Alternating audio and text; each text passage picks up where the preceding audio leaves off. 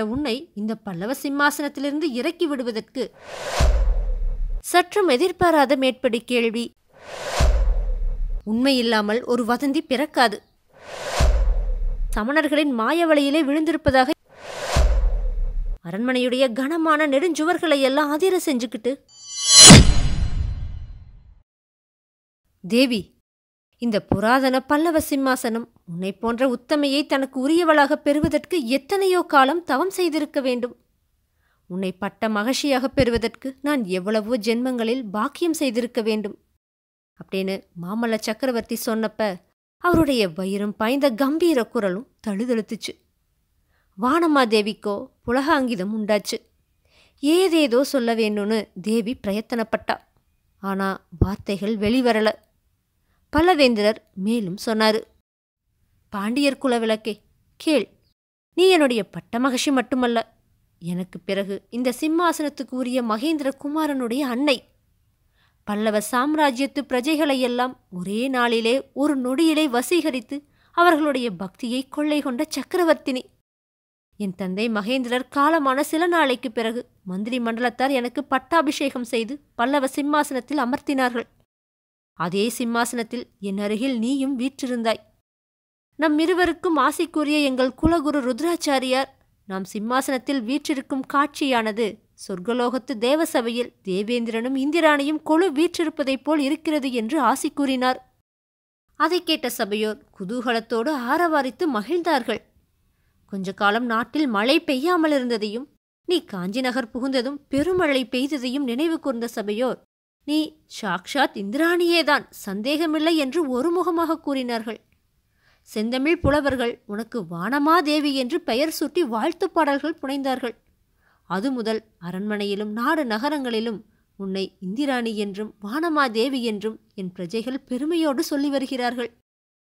அப்பேற்பட்ட உன்னை இந்த பல்லவ சிம்மாசனத்திலிருந்து இறக்கி விடுவதற்கு இந்த உலகிலே வேறு யாருக்கும் உரிமை கிடையாதுன்னு சொன்னாரு. அப்ப வானமாதேவி குறுக்கிட்டு ஒரு கேள்வியை கேட்டா. சுவாமி, இந்த பல்லவ சிம்மாசனத்துக்கு மட்டும்தானே நான் உரிமையுடையவள்? தங்களுடைய இதய சிம்மாசனத்தில் எனக்கு இடம் கிடையாதல்லவான்னு கேட்டா. சற்றும் எதிர்பாராத மேற்படி கேள்வி மாமல்லர ஒரு கணம் திகைப்படைய செஞ்சிருச்சு.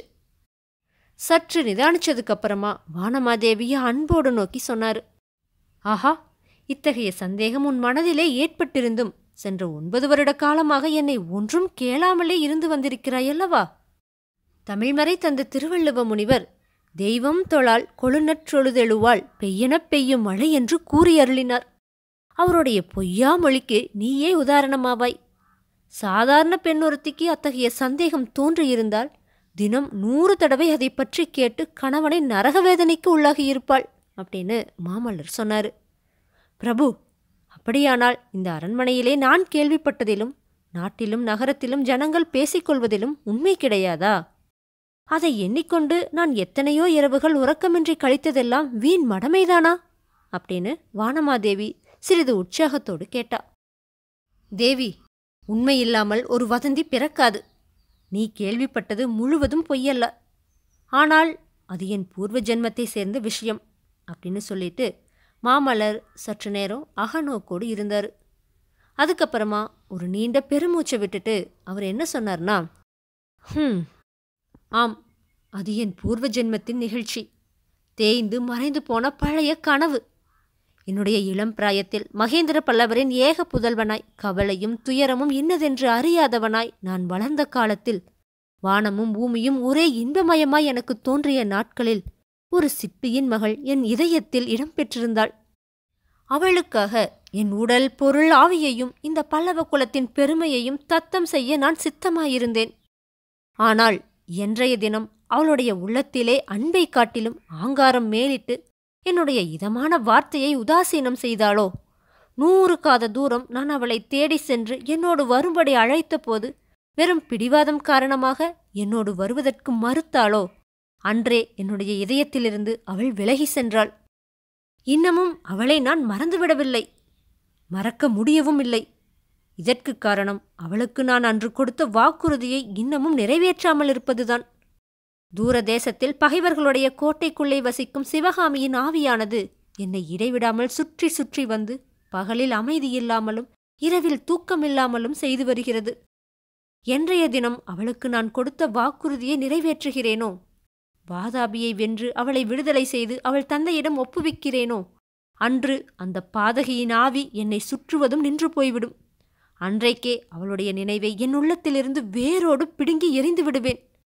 பின்னர் என்னுடைய மனதிலே உன்னையும் நமது அருமை குழந்தைகளையும் இந்த பல்லவ சாம்ராஜ்யத்தின் மகோ உன்னதத்தையும் தவிர வேறு எதுவும் இடம்பெறாது. தேவி, நான் சொல்வதில் உனக்கு நம்பிக்கை ஏற்படுகிறதா? அல்லது இதெல்லாம் உலகில் காமாதுரர்களான புருஷர்கள் சாதாரணமாய் சொல்லும் பசப்பு வார்த்தைகள் என்றே நினைக்கிறாயா அப்படின்னு மாமல்லர் கேட்டாரு.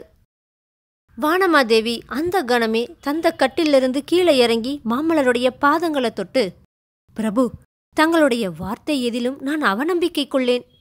தங்களுடைய வாக்குகளுக்கு விரோதமாக என் கண்ணெதிரிலே தாங்கள் நடந்து கொள்வதாக தோன்றுமானால் என் கண்களின் பேரிலேதான் அவநம்பிக்கை கொள்வேன்.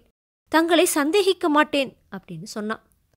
சந்தேகமோ ஆங்காரமோ நிறைந்த சிவகாமியுடைய காதலுக்கும் இந்த தென்பாண்டிய நாட்டு மங்கையர் திலகத்துடைய சாத்வீக பிரேமைக்கு உள்ள வேற்றுமையை குறித்து மாமல்லருடைய உள்ளம் கொஞ்ச நேரம் சிந்தனையில ஆழ்ந்திருந்துச்சு.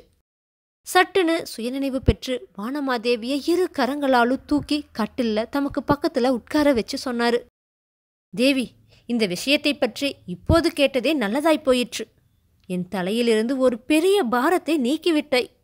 அதற்கு ஈடாக உன்னிடம் இந்த பெரிய ராஜ்யத்தின் பாரத்தை நான் ஒப்புவித்துவிட்டு போகப் போகிறேன். நான் இல்லாத காலத்தில் மந்திரி மண்டலத்தார் ராஜ்ய விவகாரங்களை கவனித்துக் கொள்வார்கள் என்றாலும் முக்கியமான காரியங்களில் உன்னுடைய அபிப்பிராயத்தை கேட்டே செய்வார்கள். ஆனால் தேவி, ஒரு முக்கியமான காரியத்தை மட்டும் உன்னுடைய தனி பொறுப்பாக ஒப்புவிக்கப் போகிறேன். அதை அவசியம் நிறைவேற்றித் தருவதாக நீ எனக்கு வாக்களிக்க வேண்டும் அப்படின்னு சக்கரவர்த்தி கேட்டதோ வானமாதேவியுடைய முகத்துல பெருமித கிளர்ச்சி காணப்பட்டுச்சு. பிரபு, இந்த அபலைப்பெண்ணினால் ஆகக்கூடிய காரியம் ஏதேனும் இருந்தால் கட்டளையிடுங்கள். அதை என்னுடைய பரம பாக்கியமாக கருதி நிறைவேற்றி வைக்கிறேன்னு வானமாதேவி சொன்னான். காரியம் இருக்கிறது. அது மிகவும் முக்கியமான காரியம். உன் சகோதரன் மகன் நெடுமாறன் ஒரு பெரிய சைனியத்தோடு வாதாபி படையெடுப்பில் என்னோடு சேர்ந்து கொள்வதற்காக புறப்பட்டான். இன்னும் வந்து சேரவில்லை. வராக நதிக்கரையில் தேக அசௌக்கியம் காரணமாக தங்கியிருப்பதாகவும் 1 வாரத்தில் காஞ்சிக்கு வந்து சேருவதாகவும் அதுவரையில் நான் அவனுக்காக காத்திருக்க வேண்டுமென்றும் சொல்லி அனுப்பியிருக்கிறான். அப்படி நான் தாமதிப்பது அசாத்தியமான காரியம். நமது குலகுரு பார்த்து சொன்ன நாளில் நான் கிளம்பியே தீர வேண்டும். தேவி, வழியில் நெடுமாறன் சமணர்களின் மாயவலையிலே விழுந்திருப்பதாக எனக்கு செய்தி எட்டியிருக்கிறது. சமணர்கள் என் மீது எப்படியாவது பழி தீர்க்க வஞ்சம் கொண்டிருப்பதை நீ அறிவாய். இந்த நிலையில் நெடுமாறனால் இவ்விடம் தீங்கு ஏதும் நேராமல் நீதான் பார்த்து கொள்ள வேண்டும்னு மாமல்லர் சொன்னாரு. மாமல்லர் இப்படி சொல்லி வாய் மூடுறதுக்குள்ள வானமாதேவி, பிரபு, இந்த விஷயத்தில் தாங்கள் கொஞ்சமும் கவலையின்றி நிம்மதியாக செல்லுங்கள். என் பிறந்தகத்தை சேர்ந்தவர்களால் தங்களுக்கு எவ்வித கெடுதலும் நேர்வதற்கு நான் விடமாட்டேன். நெடுமாறனுக்கு அத்தகைய தீய எண்ணம் ஏதேனும் இருப்பதாக தெரிந்தால் இந்த கையிலே கத்தி எடுத்து அவனுடைய நெஞ்சிலே பாய்ச்சி கொன்று விடுவேன் அப்படின்னு கம்பீரமா மொழிந்தா. மாமல்லர் லேசா புன்னகை புரிஞ்சிட்டு சொன்னாரு. வேண்டாம் வேண்டாம், உன்னுடைய மல்லிகை இதழ் போன்ற மிருதுவான தளிர்கரங்கள் கத்தியை பிடித்தால் நோகுமல்லவா? நீ கத்தி எடுக்க வேண்டாம். அப்படி ஒருவேளை அவசியம் நேர்ந்தால் நமசிவாய வைத்தியரை கேட்டு நல்ல விஷமாக வாங்கி வைத்துக்கொண்டு அதை பாலிலே கலந்து கொடுத்துவிடு. ஆனால் அந்த மாதிரி அவசியம் ஒன்றும் அநேகமாக நேராது. என்னுடைய சந்தேகம் கொஞ்சமும் ஆதாரமற்றதாய் இருக்கலாம். என்றாலும் ராஜ்ய பொறுப்பு வகிப்பவர்கள் இப்படியெல்லாம் சந்தேகப்பட்டு முன்ஜாக்கிரதை செய்தல் அவசியமாயிருக்கிறது. அதிலும் யுத்தத்துக்காக தூர தேசத்துக்கு கிளம்பும்போது சர்வ ஜாக்கிரதையாய் இருக்க வேண்டுமல்லவா? இப்படி மாமல்லர் சொல்லி முடிச்சாரோ இல்லையோ, அரண்மனையுடைய கனமான நெடுஞ்சுவர்களை எல்லாம் அதிர செஞ்சுக்கிட்டு ஒரு பெரு முழக்கம் கேட்டுச்சு. கேட்கும்போதே ரோம சிலிர்ப்பு உண்டாகும்படியான அந்த சப்தம் வெளியில எங்கேயோ தொலை தூரத்திலிருந்து வருகிறதா, இல்ல தரைக்கு அடியில பாதாளத்துல இருக்கிற பூகர்ப்பத்திலே இருந்து வருகிறதான்னு தெரியாதபடி அந்த படுக்கை அறைக்குள்ள எப்படியோ புகுந்து வந்து சூழ்ந்துச்சு.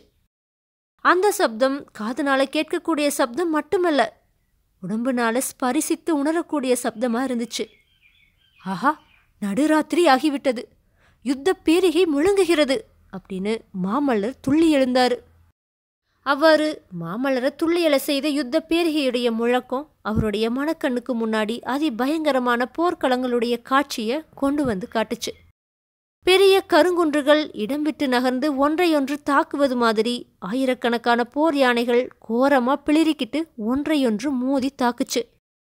100 ரதங்கள் பூமி அதிரும்படியா விரைந்து போய் ஒன்று மேல ஒன்று இடித்து தூள் தூளாகி விழுந்துச்சு. 10,000கணக்கான குதிரைகள் வாயு வேகமா பாய்ந்து போய் போர்க்களத்துக்கு மத்தியில சந்திக்க, அது மேல இருந்த போர் வீரர்கள் கையில் இருந்த ஈட்டிகளை கொண்டு ஒருவரையொருவர் தாக்குனப்ப ஈட்டிகள் மின்னலை போல ஒளி வீசி கண்களை பறிச்சுது. லட்சக்கணக்கான போர் வீரர்கள் கூரிய வாள்களை கொண்டு ஒருவரையொருவர் வெட்டி தள்ளுனாங்க. பார்க்க பயங்கரமான இரத்த வெள்ளம் ஒரு பெரிய மானதியின் பிரவாகத்தை போல ஓடுச்சு. அந்த பிரவாகத்துல உயிரிழந்த கரிகளும் பரிகளும் காலும் கையும் தலையும் வெட்டுண்ட மனிதர்களுடைய உடல்களும் மிதந்து போச்சு. இந்த பயங்கரமான கோர காட்சியோடு கலந்து கலந்து ஒரு பெண்ணுடைய ஆங்காரம் நிறைந்த முகத்தோற்றமும் மாமல்லருடைய அகக்காட்சியில தென்பட்டுச்சு. அது சிற்பி மகள் சிவகாமியுடைய முகந்தான்னு சொல்ல வேண்டியதில்லை அல்லவா?